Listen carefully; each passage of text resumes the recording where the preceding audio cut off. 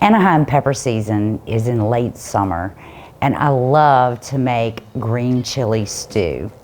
You know, it's a great meal prep item, or I love to make large batches for those cold winter nights.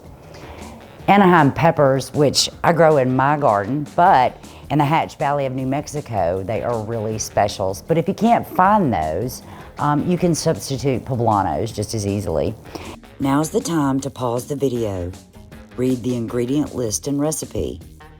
Take a minute to get everything you need, and then come back and follow step by step as we prepare this recipe. Now, I love the flavor of the fire, so I'm gonna grill my tomatillos, my peppers, and my garlic just to get that wonderful grill flavor.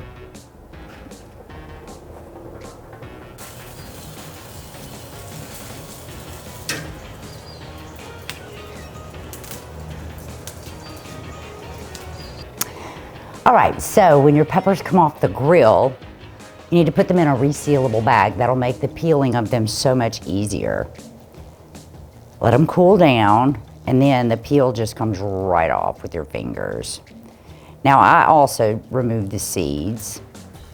So I just pop the top off, open the pepper up.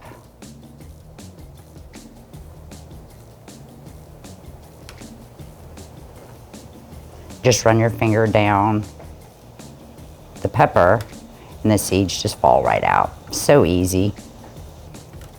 We're gonna take our tomatillos, add them to the blender.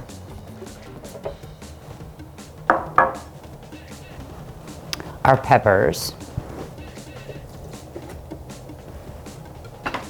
cilantro, and now our roasted garlic. You'll see I have this whole head of garlic. Now you can just do this over the blender, but I don't want any of the outer shell to get in there. So just take, and each individual clove will just pop right out of its little casing. So I always do it in a bowl.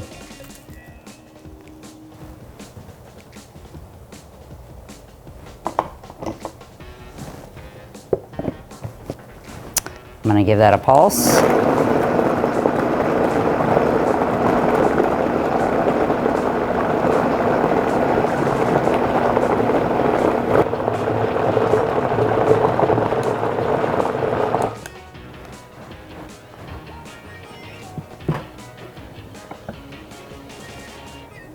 That smells so good. I could eat that with chips right now.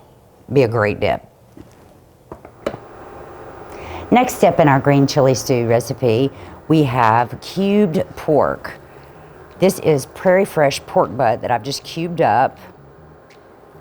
This is the best quality meat that you can buy. I'm gonna take a little bit of flour.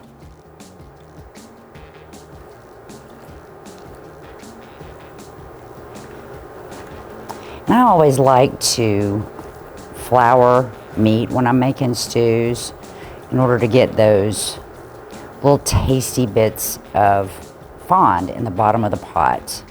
Always makes for a heartier stew. All right, I'm gonna go ahead and pour my oil in my Dutch oven. Let it be getting warm. I'd say that's warm.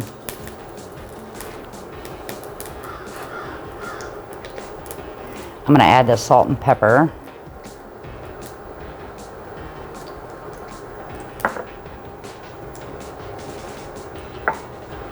Seasoned flour is very important.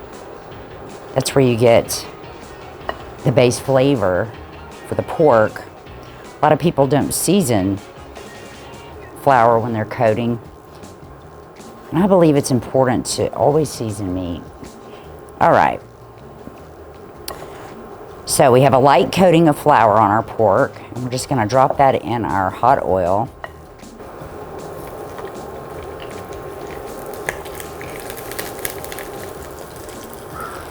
I'm gonna make sure I'm just gonna put enough pork in the bottom of the pan to cover the bottom. I don't wanna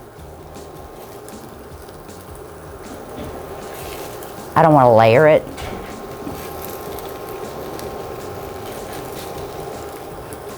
So I'll probably have half the pork in there. All right, so we have our meat browned. I'm gonna remove it, put it on this plate.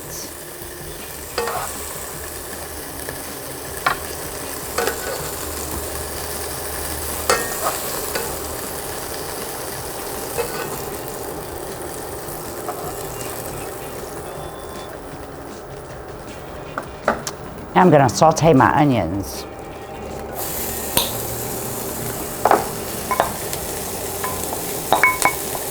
And I'm okay on oil, but if you need to add another tablespoon or so, feel free to do.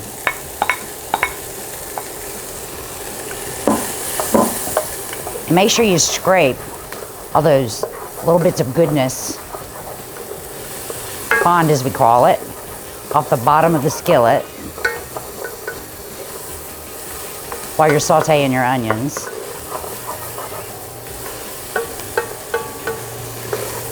I'm just going to cook these until they're translucent.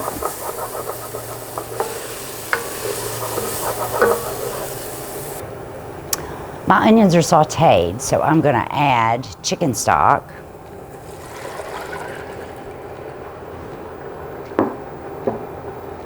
Some cumin.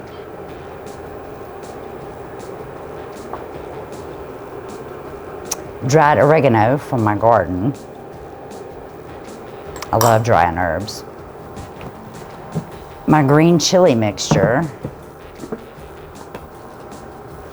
Take that lid off and it automatically smells brighter.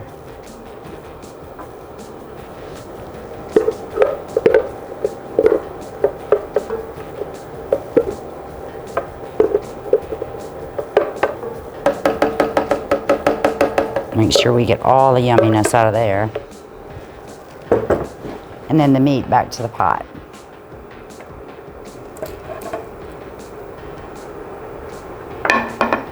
I'm gonna give that a good stir.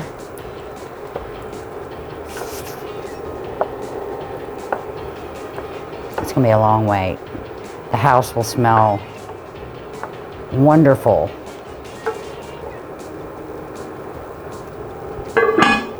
And we'll come back and give it a taste. Our stew's been simmering for 3 hours, so it's time to check it.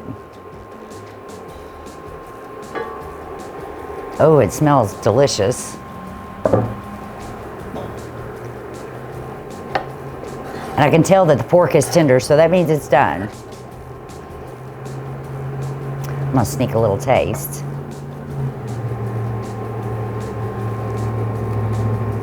Oh, it's so good.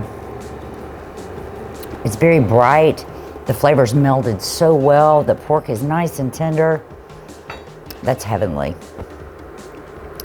So I'm just gonna get a bowl.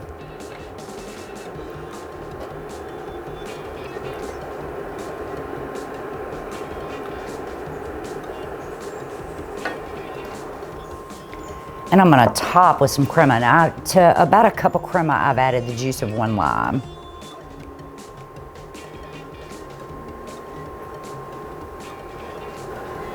Just to bring a little creaminess to it. And it's ready to serve. This is making meal times.